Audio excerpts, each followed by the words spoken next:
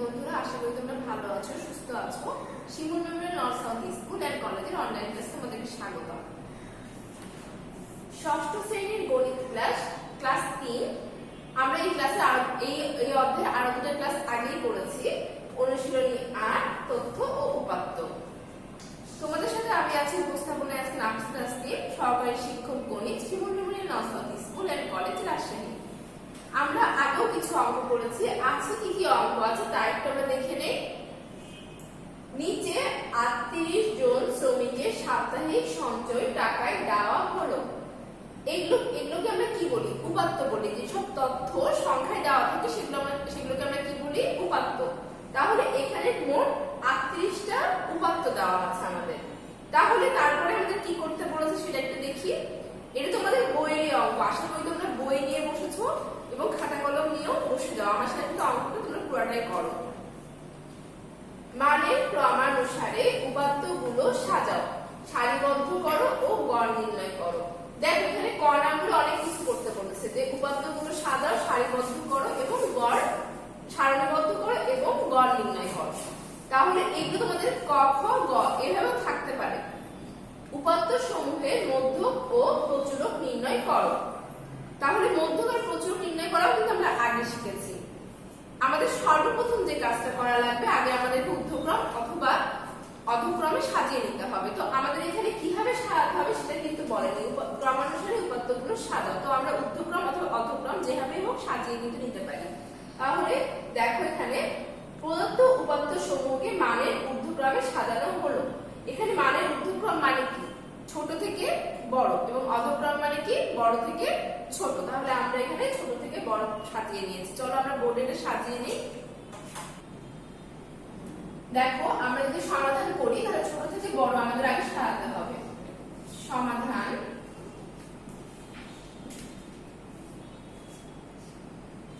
প্রদত্ত উপাত্ত গুলোকে মানের ঊর্ধ্বক্রমে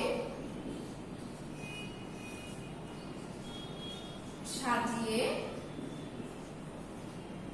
পাই। দেখো তাহলে আমাদের ঊর্ধ্বক্রম মানে কি? ছোট থেকে বড়। তাহলে আমরা ছোট কোনটা আগে সেটা বের করি। দেখো এখানে সব থেকে ছোট আমাদের শুরু কিন্তু 22 দিয়ে, 122। তাহলে আমি তোমাদের কি বলেছিলাম যে কোশ্চেনে তোমরা ছোট ছোট করে পেন্সিলে দাগ দিবে, তাহলে তোমাদের মানগুলো বাদ যাওয়ার সম্ভাবনা কিন্তু কম। দেখো এখানে 122, আমরা 122 আগে লিখব। 122। এখানে টোটাল আমাদের 38টি উপাত্ত আছে, তাহলে আমরা সেগুলোকে সাজিয়ে লিখব। তারপরে দেখো তারপরে কোনটা আছে এখানে খুঁজতে হবে, যে তোমাদের 122 এর পর কোনটা আছে? 125 আছে, 125। তারপরে দেখো কোনটা আছে আমাদের? 132। এই যে 132। তারপরে দেখো 135। তাহলে তোমাদের 135টা খুঁজতে হবে। 135 কোথায় আছে? এই যে 135। তারপরে দেখো কত আছে? 136। 136। তারপরে দেখো কত আছে? 136 এর থেকে বড় হচ্ছে 137। তাহলে 137 এই যে এখানে আছে 137। তারপরে 140।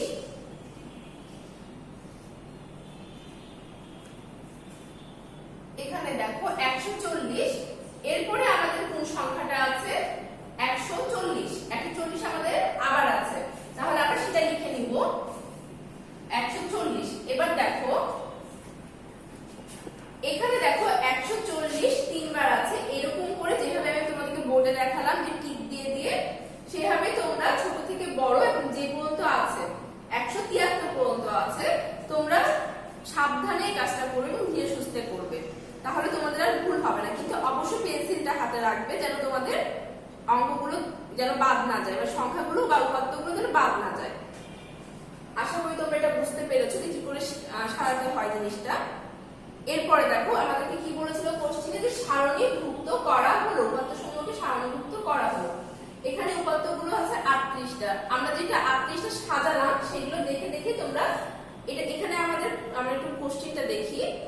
দেখো এখানে বলেছিল 38 জন শ্রমিক, মানে এগুলো অবশ্যই 38 জন শ্রমিকের সাপ্তাহিক সঞ্চয়, তাই না? মানে টাকাই বলেছে। তাহলে দেখো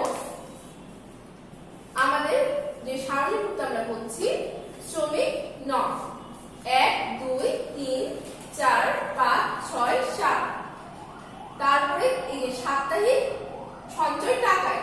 তাহলে একে কোনটা ছিল, আমরা যে উপাত্তগুলো সাজালাম সেখানে কি দেখলাম, একে ছিল 122। ঠিক এরকম করে 1 2 3 4 5 6 7 8 9 এরকম করে তোমাদের 38 পর্যন্ত যেতে হবে। ঠিক আছে, দেখবা যে 38টা এইভাবে আমাদের ছক করে সাজাতে হবে। যদি তোমাদেরকে বলে যে সারণীভুক্ত করো, সেই ক্ষেত্রে এটাকে আমরা কি বলছি, এরকম করে সাজানোটাকে সারণী বলছি বা সারণীভুক্ত করা বলছি। তারপরে আমাদের কি বলছে সেটা একটু আমরা দেখি। প্রদত্ত উপাত্তগুলোর সমষ্টি। কেন আমরা সমষ্টি বের করলাম আমরা একটু বোর্ডে দেখব। দেখো এখানে আমরা জানি আমাদের কি বলেছে যে উপাত্তগুলোর গড় নির্ণয় করো। তাহলে আমরা কি জানি, আমরা জানি উপাত্ত গুলোর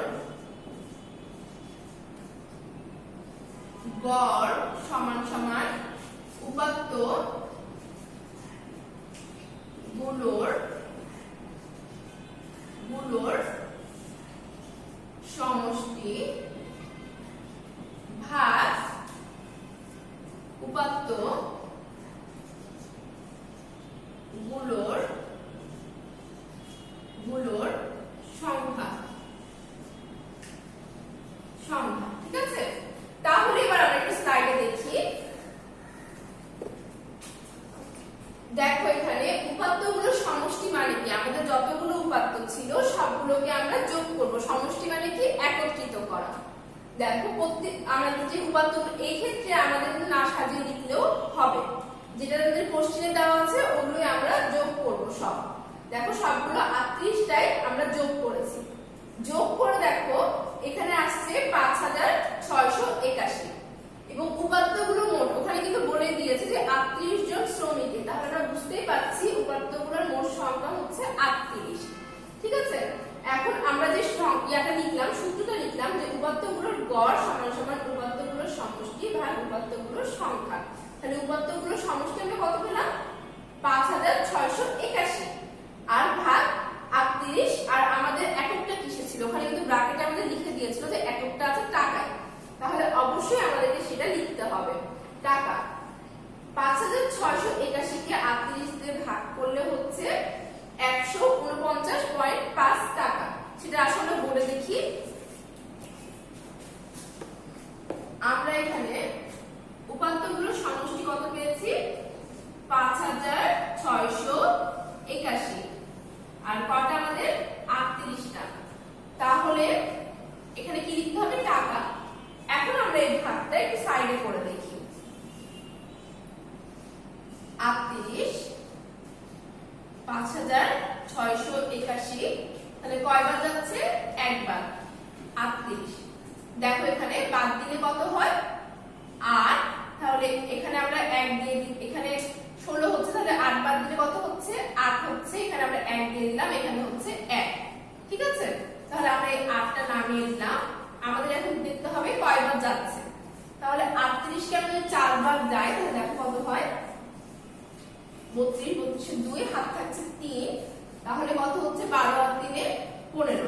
দেখো 152 বার যাচ্ছে 4 বার গেলে 152। এখন আমাদের আবার বাদ দিতে হবে, তাহলে কত হচ্ছে, 6 আর এখানে কত হচ্ছে, 3, তাহলে 36 হচ্ছে। এখানে একটা আমাদের নিচে নেমে গেল। তাহলে দেখো এখানে কয়বার যাচ্ছে সেটা আমাদের দেখতে হবে। 38 গুণ আমরা 9 দিয়ে দেখি যে কয়বার যায়। কারণ দেখো 9 দিয়ে আমি সরাসরি কেন লিখছি, 38 আর 10 কত হয়, 38 কে যদি 10 দিয়ে আমরা গুণ করি 380 হয়। এই জন্য দেখো 380 থেকে কিন্তু খুব বেশি ছোট না, তাই জন্য আমরা 9 দিয়ে দেখছি। দেখো এখানে তাহলে কত হয়, 8 নং কত হচ্ছে আমাদের, 8 নং কত হয়, 72। ৭৭ 2 হাতে থাকলো 7 আর 3 নং কত হয় 27, 27 আর 7 কত হচ্ছে আমাদের 34।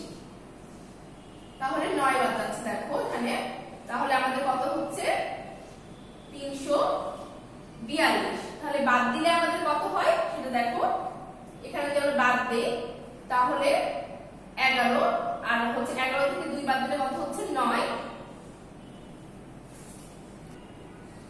দেখো এখানে বিয়োগ করলে হচ্ছে 19, তাহলে আমাদের 19, এখানে আমরা 19 লিখছি, 19 ভাগ 38। তাহলে যদি আমরা এখানে দেখো আমরা যদি এখানে লিখি 149 19 ভাগ 38, যদি আমরা কাটাকাটি করি দেখো তাহলে এখানে 19 দুগুণ 38 কিন্তু হয়, আর উপরে আমাদের 1 থাকছে, তাহলে আমাদের কত হচ্ছে 149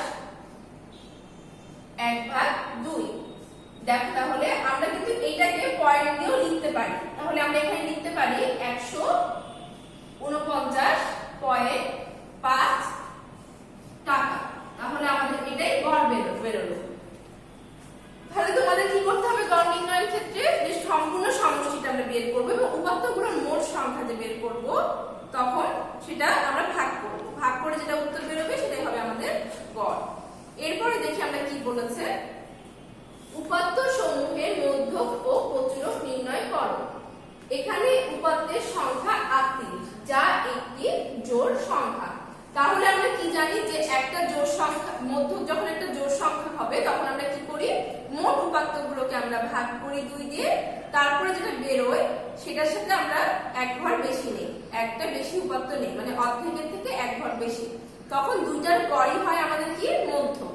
দেখো এখানে 38 ছিল মোট, 38 ভাগ 2 তাহলে কত হচ্ছে 19, 38 কে 2 দিয়ে ভাগ করলে হয় 19, তাহলে 19তম ও 20তম উপাত্তের গড়ই হবে মধ্যক। তাহলে 19তম উপাত্ত সমান সমান কত ছিল সেটা একটু আমরা আগের স্লাইডে দেখি, যেখানে আমরা ঊর্ধ্বক্রম এবং অধক্রম সাজিয়েছিলাম। আমাদের অবশ্যই মধ্যক প্রচুরক এগুলো বের করার সময় ঊর্ধ্বক্রম অথবা অধক্রমে সাজিয়ে নিতে হবে। দেখো আমরা এখানে আমরা সারণী থেকেও দেখতে পাই 19 এ আমাদের কত ছিল 148 আর 20 এ কত ছিল আমাদের 150, তাই না? তাহলে আমরা সেটা পেয়ে গেলাম। দেখো এবার তাহলে 19তম ও 20তম উপাত্তের গড়ই হবে মধ্যক। 19তম উপাত্ত কত হচ্ছে আমাদের 148, 20তম উপাত্ত 150। তাহলে আমরা এটা কোথা থেকে পেয়েছি, ক নাম্বার থেকে, সেটা কিন্তু আমরা পাশে লিখে দিলাম। মধ্যক সমান সমান 148 যোগ 150 ভাগ 2, তাহলে 148 আর 150 যোগ করলে আমাদের কত হয় 298 ভাগ 2। তাহলে এটা আমরা যখন 198 কে 2 দিয়ে ভাগ করব তখন কত হয় 149 টাকা। তাহলে আমরা এই ক্যালকুলেশনটা একটু বোর্ডে দেখি। দেখো তাহলে এখানে আমরা প্রথমে কি লিখব, এখানে উপাত্ত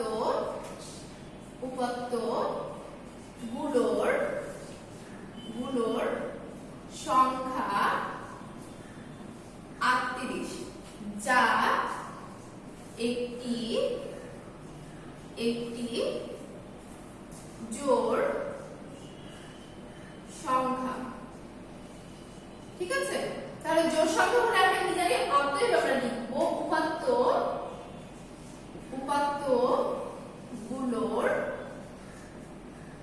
উপাত্তগুলোর সংখ্যা ভাগ 2। এখানে আমাদের কি লিখতে হবে, তম পদ।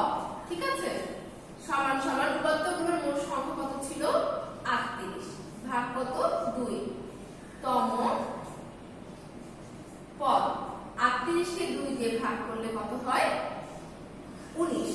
ঠিক আছে, 19তম পদ। তাহলে জোড় মানে আমরা কি জানি, জোড় সংখ্যা মধ্যক বের করার নিয়ম আমরা কি জানি, 19 ও মানে যেটা আমাদের বের হবে সেটা এবং তার পরের সংখ্যাটা আমরা লিখব। দেখো তাহলে 19তম পদ ও 20তম পদের সমষ্টি পদের গড় হবে মধ্য, ঠিক আছে। তাহলে আমরা এবার দেখি 19তম আর 20তম পদ কত। এখানে দেখো, এখানে 19তম পদ সমান সমান আমরা কি দেখলাম একটু আগে স্লাইডে 148 ছিল, 148। 20তম পদ সমান সমান কত ছিল আমাদের 150। আশা করি তোমাদের উপরের টুকু লেখা হয়ে গেছে, আমি উপরের টুকু মুছে দিচ্ছি।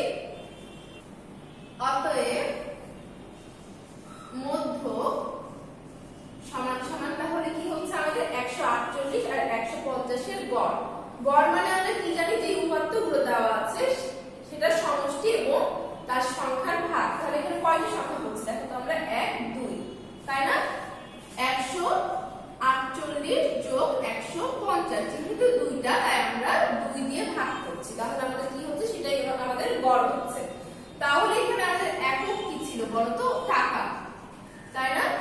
তাহলে 148 আর 150 যখন আমরা যোগ করছি তখন আমাদের হচ্ছে 298 ভাগ 2 টাকা। এখন তো আমাদের এই ভাগটা করতে হবে, তাহলে ভাগটা দেখি আমরা কত হচ্ছে 2 আর 298, তাহলে যাচ্ছে একবার 2, এখানে নামছে 9, তাহলে যাচ্ছে 2 বার, তাহলে 8 আর 1 আর 8। দুঃখিত, এখানে হচ্ছে 2 বার, 4 বার যাচ্ছে, 4 2 8, তাহলে এখানে আমাদের 1 নামছে আর এখানে হচ্ছে আমাদের 8, তাহলে কত বার যাচ্ছে 9 বার, তাহলে হচ্ছে 18। তখন কিন্তু আমাদের মিলে যাচ্ছে, তাহলে আমাদের কত হচ্ছে মধ্য 149 টাকা। তাহলে আমাদের মধ্যমটা কিন্তু আমরা পেয়ে গেলাম। এবার চলো আমরা একটু দেখি যে প্রচুরক কি করে নির্ণয় করতে হয়। প্রচুরক নির্ণয়, এখানে দেখা যাচ্ছে আমরা একটু আগে দেখবো একটু পরে, 140 ও 156 আছে সর্বাধিক 3 বার। নির্ণয় প্রচুরক 140 ও 156 টাকা। তাহলে আমরা প্রচুরকটা কি করে পেলাম সেটা একটু আমরা দেখি। আমরা যখন আগের স্লাইডগুলোতে যাব, যখন যেখানে আমরা ঊর্ধ্বক্রম এবং অধঃক্রমে সাজিয়েছিলাম, সেখানে দেখো, এখানে দেখো 122 125 32 35 36 37 সবগুলো কিন্তু একবার করে আছে, তাই না? 140 আছে আমাদের 3 বার। আমরা এটাই কিন্তু এটা এখানে দেখো 3 বার আছে, অন্য কোনোটা কি আর 3 বার আছে সেটা আমরা দেখি, কিংবা 3 বারের বেশি আছে কিনা। 141 না, দেখো এখানে সবগুলো একবার। 145 আছে 2 বার, কিন্তু 140 এর থেকে কিন্তু কম। এখানে দেখো 146 আছে 2 বার, তাহলে আমরা বেশি কিন্তু কোনটা দেখছি না। কিন্তু এখানে এসে দেখো 156 আছে আমাদের 3 বার। 3 বারের বেশি কিন্তু কোনো সংখ্যাই এখানে নাই, সবগুলো দেখো একবার একবার করে আছে, তাই না? তাহলে আমাদের যেটা বেশি বা সর্বাধিক থাকবে সেটাই হবে আমাদের কি প্রচুরক। তাহলে চলো আমরা প্রচুরকের স্লাইডটাতে চলে যাই। তাহলে এখানে আমরা কি বলছি, এখানে 140 ও 156 আছে সর্বাধিক 3 বার। নির্ণয় প্রচুরক 140 ও 156, এবং মধ্যক আমরা কি পেয়েছিলাম 149। কিন্তু দেখো প্রত্যেকটাতে আমাদের টাকা কিন্তু কথাটা লিখতে হবে অবশ্যই, কারণ আমরা টাকাতে জিনিসটা নিয়ে আসছি, বা আমাদের কোশ্চেনে এটাই লেখা আছে যে সঞ্চয়টা টাকায়। তাহলে আশা করি মধ্যক এবং প্রচুরক নির্ণয় তোমরা শিখে গেলে এবং গড় নির্ণয়টাও তোমরা শিখে গেলে। আমরা পরবর্তী স্লাইডে দেখি কি আছে আমাদের। উদাহরণ 4 তোমাদের সামনে বই আছে, দেখো উদাহরণ 4 এ কি অঙ্ক আছে।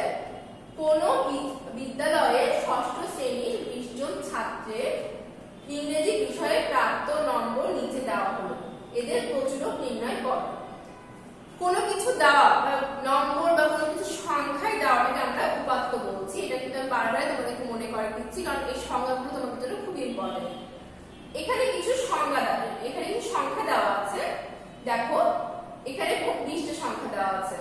তাহলে সেগুলোকে আমাদের আগে প্রচুরক নির্ণয়ের জন্য আগে আমাদের ঊর্ধ্বক্রম অথবা অধঃক্রমে সাজিয়ে নিতে হবে। আসলে সেটা আমরা একটু বোর্ডে দেখবো, তার আগে আমরা একটু স্লাইডে দেখে নিই। দেখো এখানে কিন্তু 60 সব থেকে ছোট, তারপরে কি 95, যদি এখানে যদি বের করো সেক্ষেত্রে আমরা সেটা বোর্ডে দেখবো।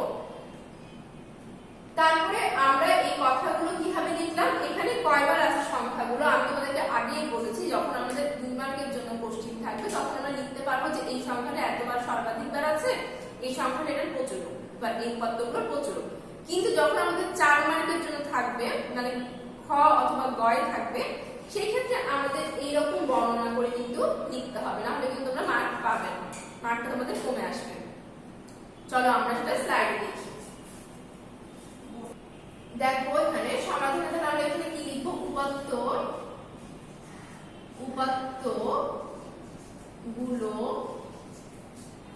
কে মানের ঊর্ধ্ব ক্রমে সাজিয়ে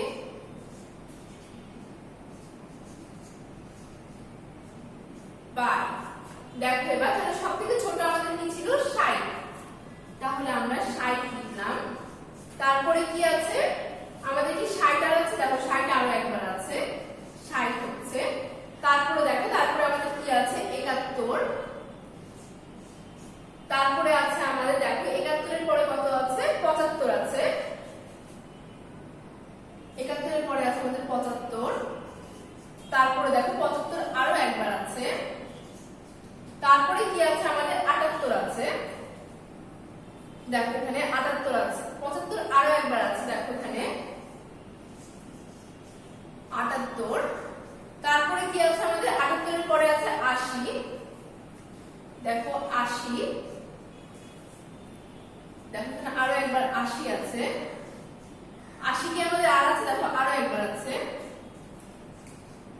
দেখো আমরা এবার একটু স্লাইডে দেখি, আমরা এরকম করে আমরা পরপর সংখ্যাগুলো সাজাবো, সাজিয়ে এবং ছোট থেকে বড়, আমাদের ছোট কোনটা বড় কোনটা সেটা আমরা সুন্দরভাবে, আমি যেভাবে টিক চিহ্ন দিয়ে দেখালাম, না হলে কিন্তু ভুল হওয়ার সম্ভাবনা আছে, তোমাদের সংখ্যা বাদ যেতে পারে। দেখো তাহলে আমরা এভাবে সাজিয়ে নিলাম। এবার আমরা পরবর্তী স্লাইডে যাই। এখানে 60 কয়বার ছিল, 2 বার, 75 ছিল 3 বার, 78 ছিল 2 বার, 80 আছে 3 বার, 85 আছে 2 বার, 90 আছে 5 বার, বাকি নম্বরগুলো আছে একবার করে। তাহলে আমাদের দেখো সর্বোচ্চ কোনটা আছে, 90, 5 বার, 5 এর বেশি কিন্তু আর কোনটা নেই, তাহলে সর্বাধিক বার আছে 90। তাহলে আমাদের প্রচুরক কত হচ্ছে, 90। আশা করি তোমরা প্রচুরক, গড় এবং মধ্য নির্ণয় করা শিখলে তোমরা অঙ্কগুলো ভালো মতো চর্চা করবে। নেক্সট ডে আমাদের কি আছে সেটা একটু দেখি। নেক্সট ডে টপ প্লেস 3 অনুশীলনী 8 তথ্য ও উপাত্ত অধ্যায়টি তোমরা খুব ভালো মতো পাঠে চর্চা করবে, এবং এখন করোনার সময় তোমরা অনেক সাবধানে থাকবে এবং অবশ্যই নিজেকে সবসময় পরিষ্কার রাখবে। আজকের ক্লাস এই পর্যন্তই, ধন্যবাদ।